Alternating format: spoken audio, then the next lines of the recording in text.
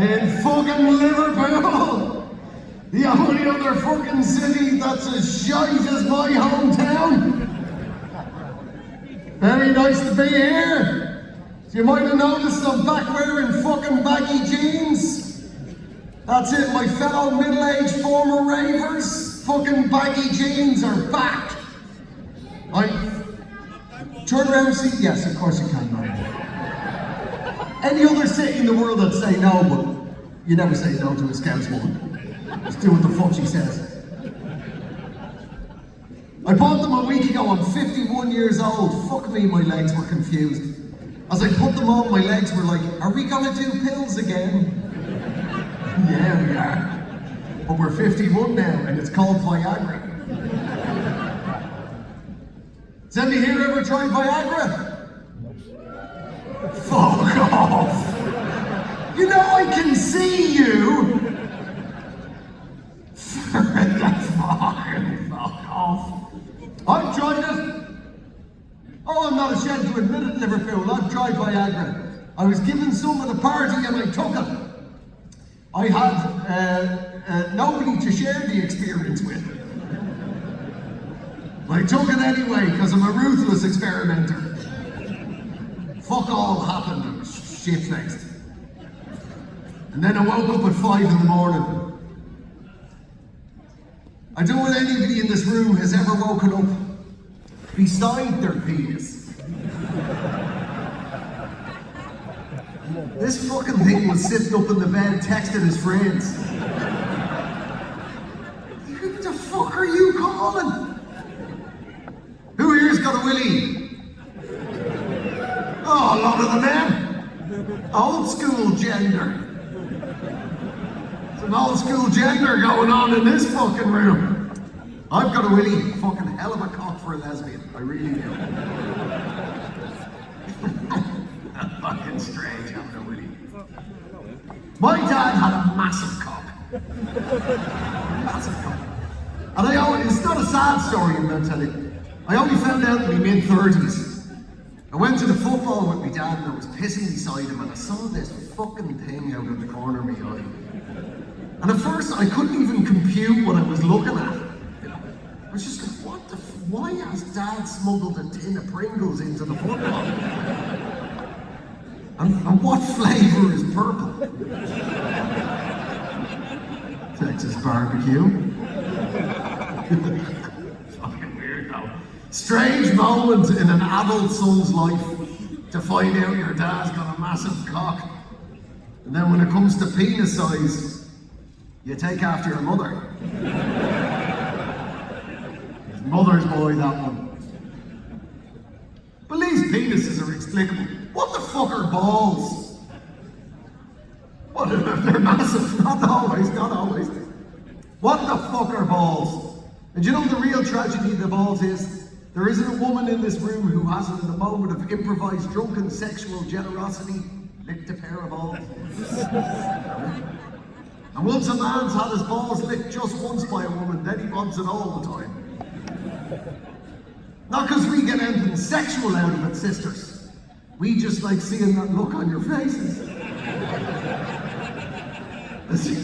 As your tongue tries to explain to your brain exactly where you've gone fucking wrong in your life. How would I describe that look, ladies? Have you ever seen a dog accidentally eat a banana? The horror, the confusion, the texture.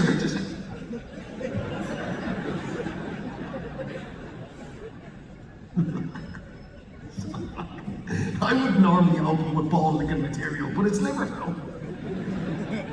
Liverpool and Dublin are twin cities, right? The only two fucking cities left in the world still got junkies. We've still got junkies. Did you know they're all dead in the rest of the world? Not fucking in Liverpool or in Dublin. God, I love junkies. Do you know what I really love is the junkie couple. Oh.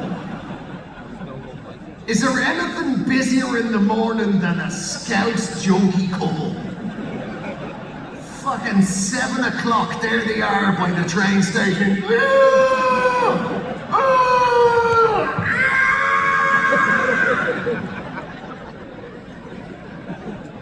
Still holding hands after all these years. And there's a relationship that could survive 2 people shitting the bed. Could yours? Maybe alternate nights, but the fucking same night? I don't think so. So great. I'm a Liverpool fan. I've made 4 English people, but they're all southern fucking posh little fucks. They all sound like newsreaders.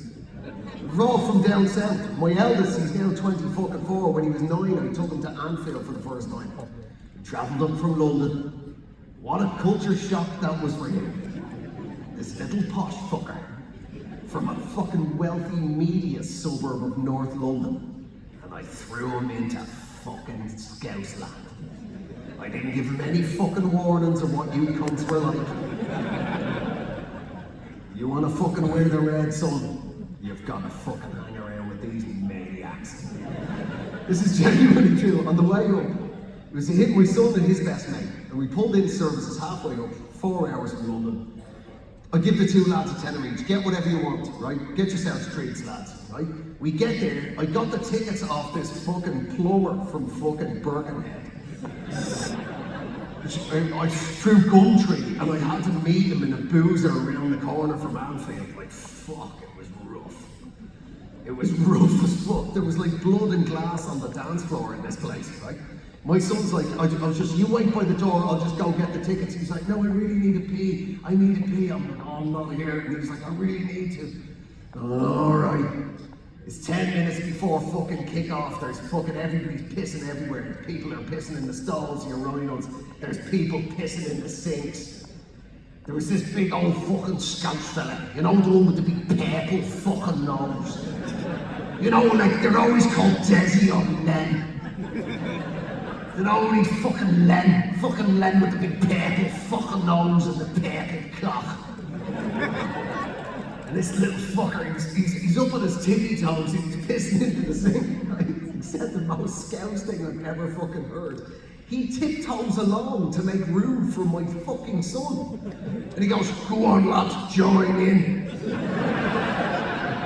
My 9-year-old little posh London son just went, I don't think so. The fucker turned into Michael McIntyre on him. That wasn't the end of it. He goes, go on lad, join in. You deserve it.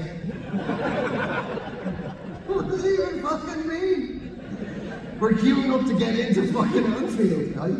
I hear my son's just like a shh of a soft drink opening, right? Because we're all, packed in, we're going to stadium. It's my son opened the fucking soft drink. And then in his loudest posh fucking London voice, he declares to all the Scousers in earshot, this Waitrose tonic water is to die for. I'm gonna have to beat you up now. The 2 little ones, we always go home every fucking summer and Christmas to see Granny Ireland, as she's called. Our 2 little fucking kids are 4 and 8, little posh people. But when I'm home in Dublin, it's different fucking rules, yeah? Your dad's different when he's in his fucking hometown. Right? We're home at Christmas. We've got the elf on the shelf. Yeah? For the little ones, we do the elf on the shelf. Where every day leading up to Christmas, the kids wake up and the elf somewhere else in the house. And the elf is moved around the house through the power and the magic of Christmas, which doesn't exist. It's just me and my wife. But we do it because we love our children. So in some ways it does exist. Right? They love the elf on the shelf. And every year we fly in on Stephen's Day, Boxing Day to you people. Flying into Dublin, we checked into the hotel, we were staying in a fucking shit hotel in the city centre of Dublin. Right? My little English fucking children. They walk straight out of the hotel, and what are they greeted by on their first day in their dad's hometown? But a fucking beheaded elf. There's a beheaded elf on the shelf, face down in the street in Dublin. They start crying. They're like, oh, there's a beheaded elf. And if we had still been in England, I would have comforted. We were in Dad's hometown. So all I said was, well, clearly somebody doesn't know how to keep his mouth shut. Fucking Dublin now. The city full of maniacs. I know you know this, my Scouts friends. We just had a presidential election in Ireland and fucking Conor McGregor tried to become the president. It's a purely ceremonial role. You know, it's like being the king or the queen here. It's about opening jam factories and shaking hands with orphans. Just think of anything more fucking inappropriate for Conor McGregor to do for a living. You'd have foreign heads of state, the King of Norway's come to visit Ireland live on TV. And there's Conor McGregor grabbing microphones going, I will batter you! King Hendrik the Third of fucking Norway! I will fucking batter you! There's just the King of Norway baffled on TV, just like, I don't know what's happening. Why is his nose bleeding? I haven't hit him yet.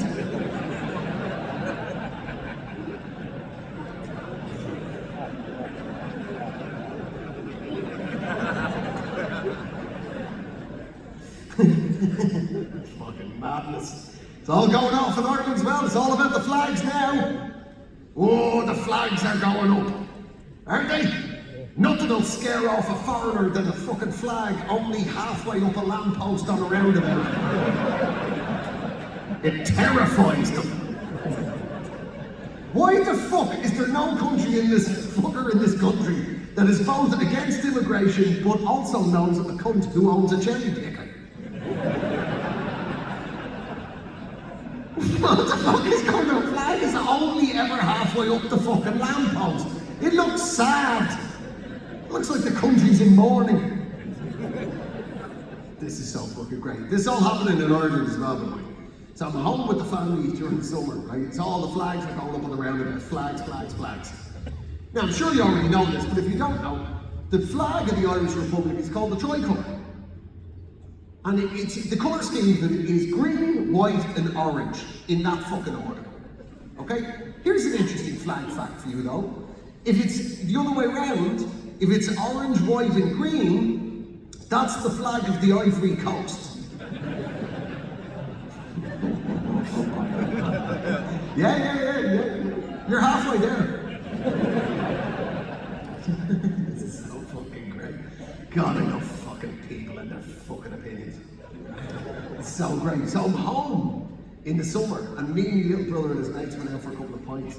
And we're wandering back to where the fuck I'm from on the north side of Kilbarrack, right? We're wandering home from the pub. And there was this fucker hung the world's largest tricolour outside his house. And I mean, he took over the whole fucking front of the house. It was like 2 stories high, 3 windows across, a giant fucking tricolour. But he'd hung the fucking thing the wrong way around. And we're just giggling like cunts at the end of his garden, just going, one of us has to tell him, we have to tell him. Somebody's got to fucking, so I lost the fucking, you know. So it was me, right? Fucking knock on this dude's door. He was from the Ivory Coast.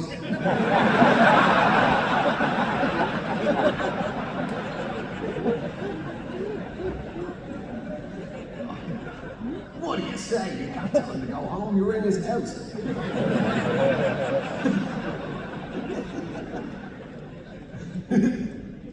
The family. Been married 10 years. Yeah. And here's the thing about long-term love, my friends. There's something about it. Me and my wife only realised we were married 10 years a couple of months back when we were trying to work out how old the dog was. That's what happened. I bought the dog for the family as a wedding present. Now I can hear the Irish people in the room and the Scousers in the room fucking baffled. Bought a dog.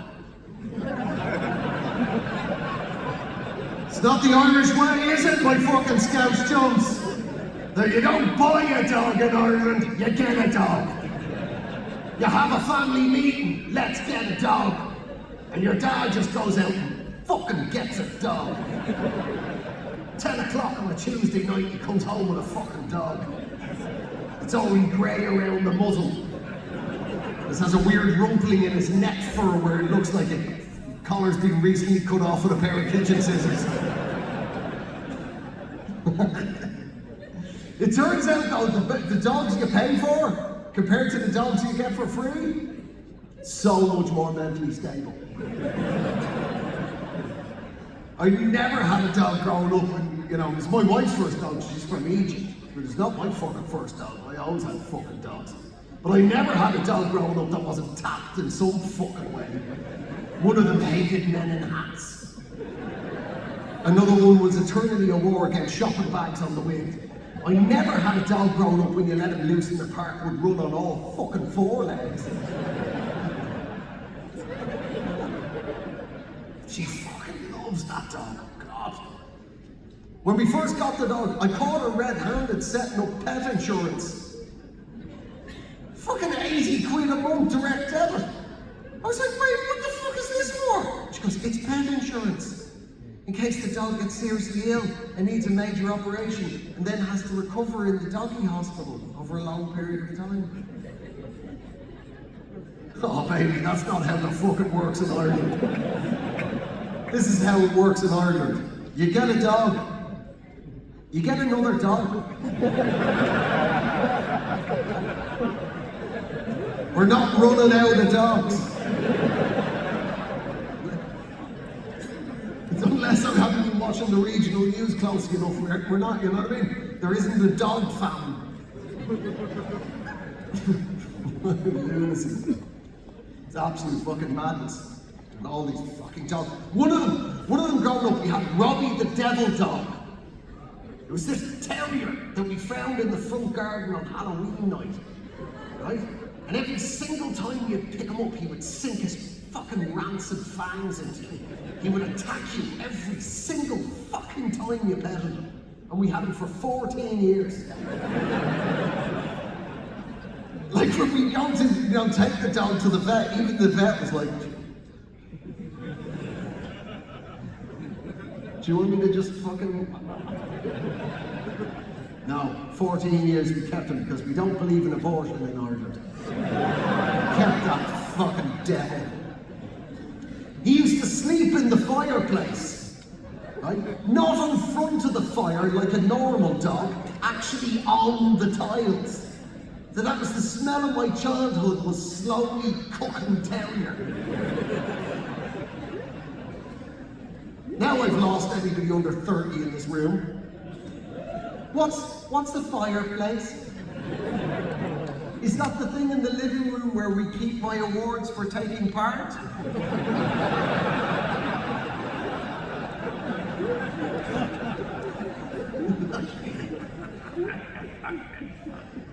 Fucking kids these days, they don't know they're born with their fucking central heating. There's a magic button on the wall that makes every room in the house lovely and toasty. It's the central heating that's turning you bisexual.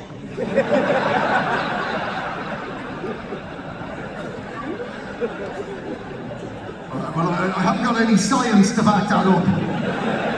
I've just got a feeling, a fucking feeling that's quite hard.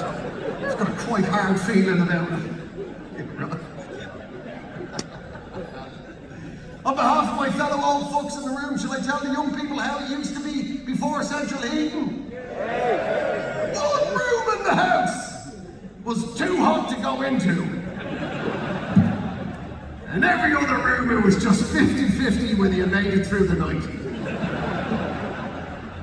Half of us died in childhood, but the ones that lived were straight. I don't know if there's any science. I don't know if there's any science there. You're a fucking awesome crowd. Fucking, Jesus, a fucking wet Tuesday. Fuck me. And Champions League on and everything. Fucking awesome. Are you ready for your second act in the first half? Well, ladies and gentlemen, will you please welcome stage my podcast partner and friend and fucking lover. Sorry about that bit, Glenn. Yeah. Ladies and gentlemen, will you... let me just fix this for a normal size man. Ladies and and gentlemen, will you please welcome stage Glenn Wall?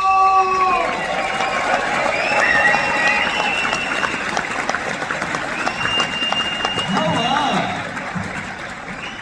Wonderful to see you, Liverpool.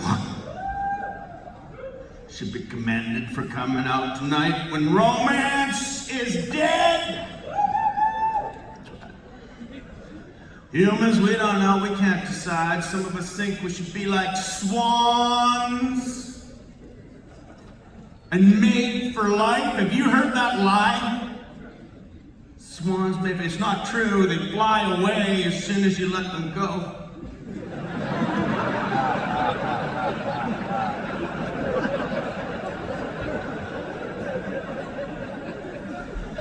With the look on their face that suggests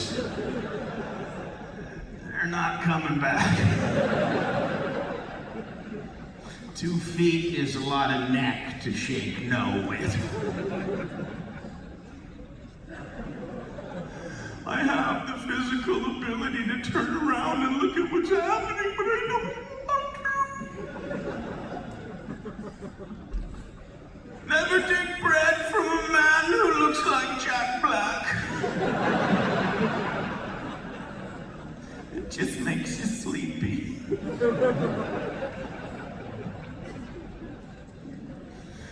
I don't know if that joke's appropriate. The hell is appropriate anymore, though? Kate Moss, new spokesperson for Diet Coke. Is that appropriate? I suppose if there's 2 things she's an expert in.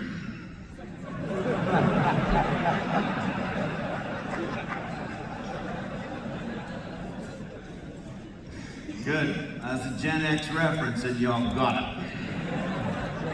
And you're all as old as me. Yeah. I'm falling apart, man. Can't hear shit anymore. People say a sentence to me, I understand 1, maybe 2 words clearly. And the rest, I just guess. I guess based on the words that I understood and the probability of what the other ones would be, and that ain't no way to live, Liverpool! So I went to the doctor, I told him my symptoms. He was very frank. He was just like, whoa, you need hearing aids. And I was like,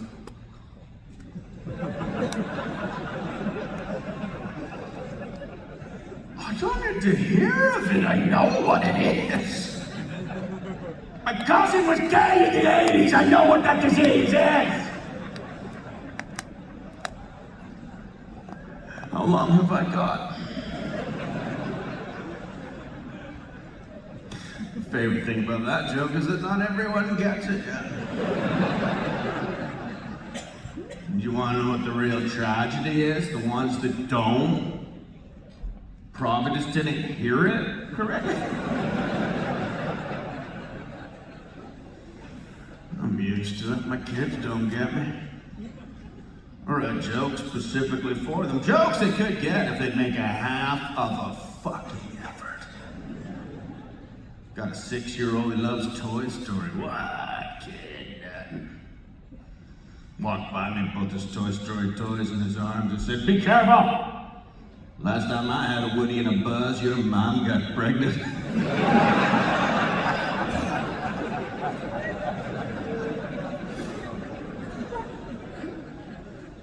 And I'm not deaf, I'm hard of hearing. And I think the hardest thing I heard last year is when my wife turned to me and she said, "Glenn, I want a divorce." I was like, no way.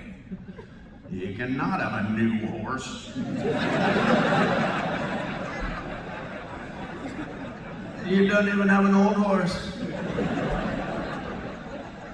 Starting to think we're not compatible. Yeah, I got the old DIVORCE. Clap if you've ever had one. Usually there's more. Or are those just the only people in here who know how to spell?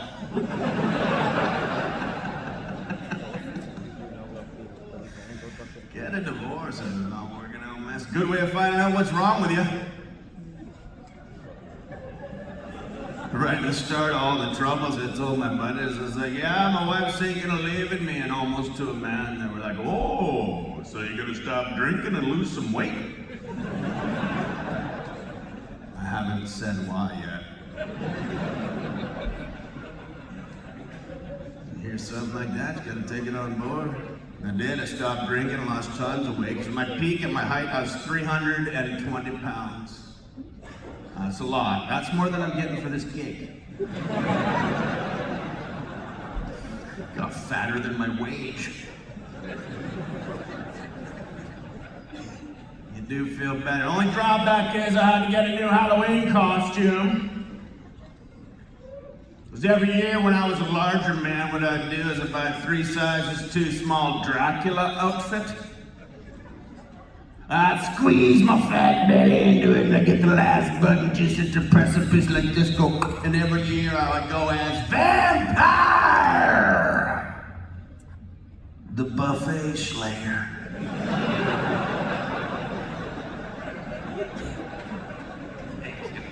I don't know who's clapping, but I bet he's fat.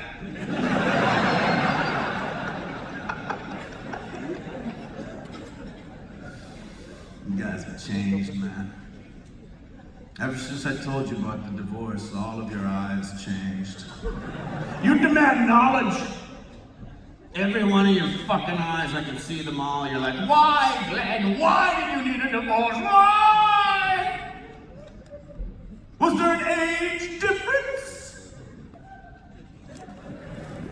Not in every culture.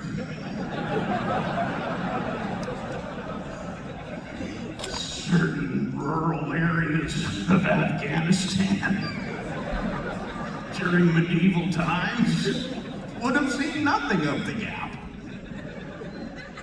In fact, some of the older goat herders would say, it's too close. Once they've bled, they're untrainable.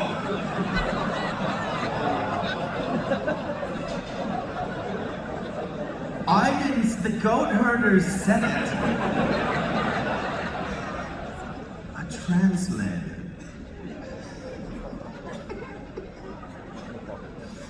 I don't know if you guys felt that. I just felt large swaths of the women in the room slowly drift over to my wife's side in the divorce. That was palpable. I don't know who's clapping, but I bet she's fat.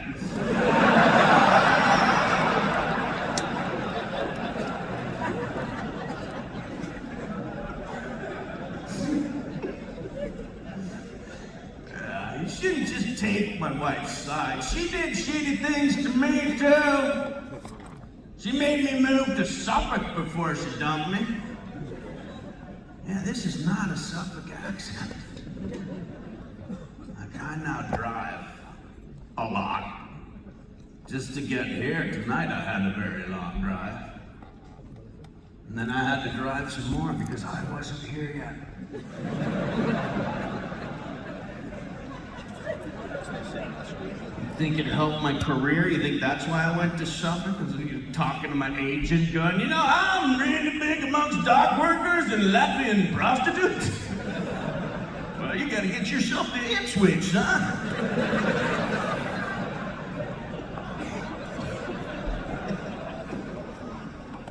don't know if you've ever been there. For the most part, the locals are heroin aficionados. And they're spliced with freshly arrived refugees who just sort of walk the streets going, is this it? That's part of Ipswich we haven't been to yet? Remember those flights to Rwanda? That's still going. I mean, it's got a Starbucks. Remind me of my time in Canada when I grew up in the future. It's got a Starbucks, but the locals use it and they don't know how. It's a simple system. You order your beverage, they prepare it, they call your name, you get it, you go. There's too many steps. The struggle. You know the mistake you make? It's a small but simple one. They use their nicknames. Just use your Christian fucking name. You don't need to stamp your individuality upon every moment, but I was in there with all the locals, a coffee guy comes to the counter and he's like, Fat Emma! And I was mad at Emma, because like, okay girl, so you had a full fat latte. Don't flagellate yourself like this in public. Just enjoy your pumpkin spice beverage and make the changes you need tomorrow. Something of the moment spooked her because she wouldn't step forward. The guy keeps calling name. Nobody knows what to do. There's one plus-size lady in the whole place, so obviously all of us are a bit like...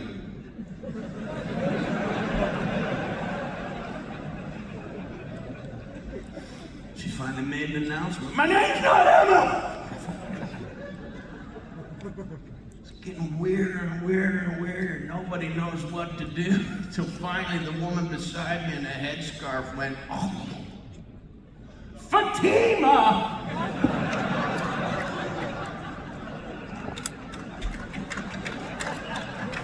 That happened. And I now have to live in that place until my daughter is 18. She's 3. But you know what? I resigned myself to it. I was like, okay. So I got a 15 stretch in Suffolk. Just gonna put my head down, do my time. When my kids are 18, I'll move back to Vancouver and they can decide whether or not they want to come with me or stay in Ipswich. Who knows what they'll choose? The mountains of British Columbia or the experimental roundabouts of Ipswich? But I did, I put my heart on it, and this is the kind of year I've been fucking having, because I decided that that was what I was gonna do and move back to Canada when it's all said and done. It's now a 50-50 chance whether or not Canada's gonna fucking be there! Because some big orange toad got elected in America, threatening to annex my home country into the 51st state! And at first I took it like a compliment, because it felt that way. Trump got elected, and the first thing he did, he turned north, he was like, hey neighbor, we're the same. This imaginary line, we'll just get rid of it, we don't need it. We'll all be one big happy family. Which is cool, but he has 2 neighbors! Mexico's looking at him going, we'll do it. No. Gross. Just build a wall. That's what I'm saying, man. Donald Trump's racist. He don't want Canada for our resources. He wants us for our white people. Who could blame him? Because if that's what you're into, I mean, Canada has some of the whitest white people in the world. So Denmark's missing a trick. Just change Greenland's name to Brownland. He won't want it anymore.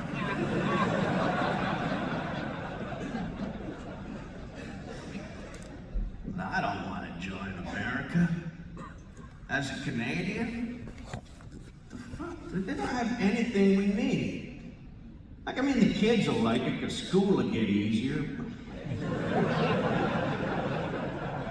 Then they'll get shot.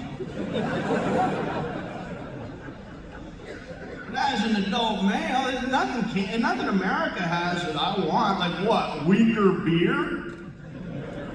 In Canada, we use strong beer for a very good reason. We use it to keep bad ideas as bad ideas.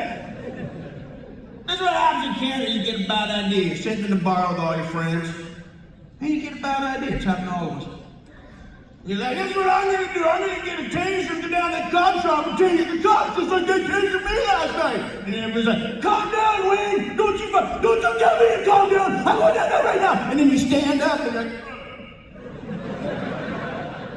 maybe I'll do it tomorrow. They don't have anything we need, and all they're gonna do is take our health care away. We need that. Our national dish is called poutine, and it's called it's made of French fries, cheese, and gravy. I can't afford the insurance on that. Because Trump thinks he can just join Canada and America. But we're not the same. We're very different people. And it's not just socially. It's not the Canadian family's ability to dine in a foreign restaurant and not have the whole staff fucking hate them by the end of the meal. It's not historically the Canadian ability to notice when a world war has actually started and join accordingly. No, it's the healthcare, man. And this is the real difference between Canada and America. In Canada, poor people get their grandparents for, on average, 10 years longer because we have universal healthcare.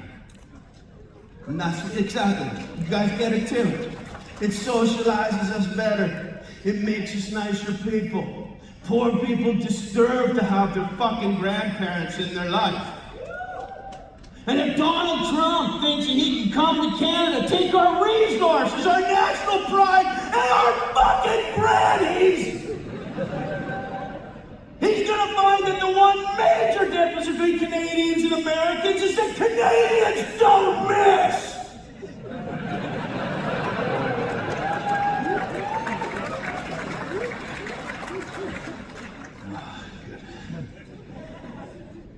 I don't know how you guys feel about it. I'll let you speak for the UK.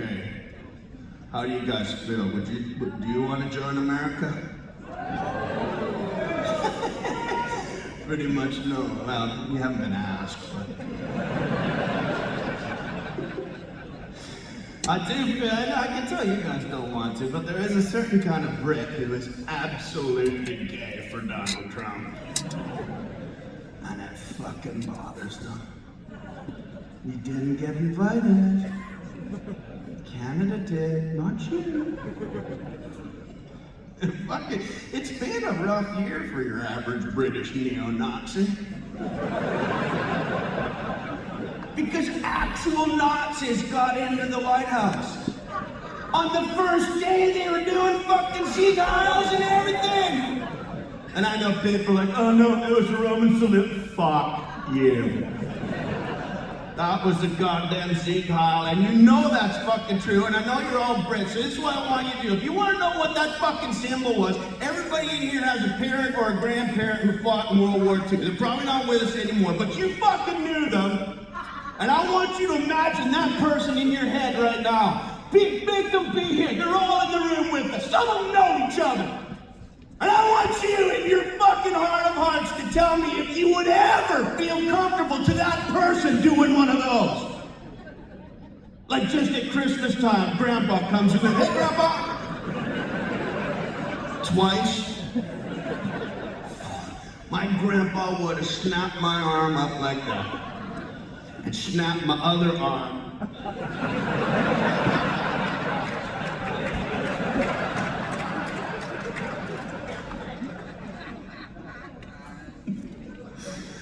And I would say, Grandpa, why did you snap me into a swastika? Oh, you're not a swastika, Glenn. You're an Indian symbol of peace. Look at the mirror. Yeah, but yeah, you didn't get invited. I mean, Trump is getting the master race back together. Right at the first day, he blew that horn resounding. He was like, farmers of South Africa, come, the whites are getting back together. Lumberjacks of Canada, you're in too. Vikings of Greenland, come. And England was like, and us, sire? Not you, Lumpy. You're like the little retarded boy dressed up like a Spartan in 300.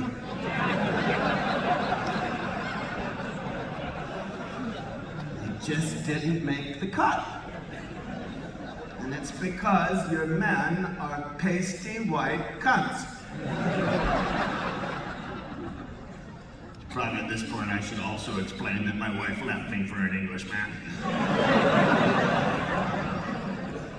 Sometimes the backstory illuminates the front story. That was difficult. He's got shitty tattoos too, like really bad. Like he looks like he had them done in prison by a guy who went to jail for impersonating a tattoo artist. I know, sometimes the crowd gets weird about that too, because they're like, fucking, you can't make fun of this dude, he can't defend himself. Okay, I take that on board, but you also gotta look what he did to me. And if he didn't want a comedian standing on stage telling funny jokes about him, he should have fucked Michael McIntyre's wife.